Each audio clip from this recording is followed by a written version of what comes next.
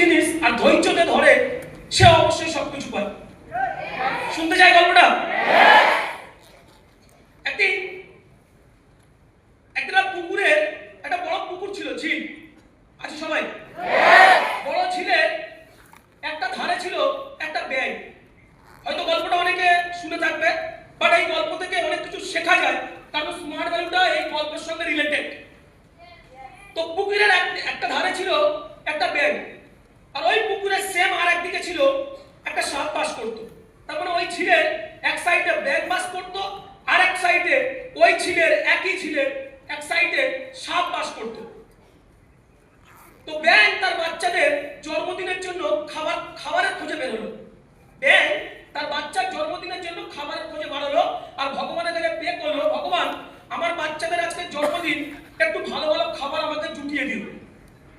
বলতে পারছি সবাই?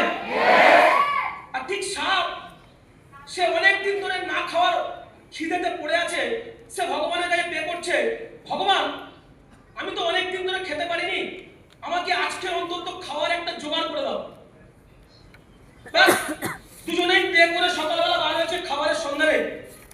সারাদিন ব্যাঙ খাবার জোগাড় করে, সাপ খাবার পায় না, সারাদিন অপেক্ষা করে বসে আছে কখন খাবারটা আসবে। ঠিক এই সময় সন্ধ্যা হয়ে এলো, ব্যাঙ সাপের সামনে দিয়ে যাচ্ছে, সাপ সঙ্গে সঙ্গে ব্যাঙটাকে ধরে নেয়। সাপ মনে করলো না, সারাদিন পরে অ্যাটলিস্ট খাবারটা পেলাম, ভগবান কত মহান, খাবারটা আমাকে জুটিয়ে দিল। আর ব্যাঙ সেই সময় যেতে যেতে ব্যাঙ ভগবানের কাছে বলছে, ভগবান তুমি এতটা নিষ্ঠুর, আমার বাচ্চাদের আজকে জন্মদিন, আমি খাবারটা নিয়ে যাচ্ছি, আমার বাচ্চারা অপেক্ষা করছে, আর সেই সময় আমাকে মৃত্যুর মুখে ঠেলে দিলে। ওই সময়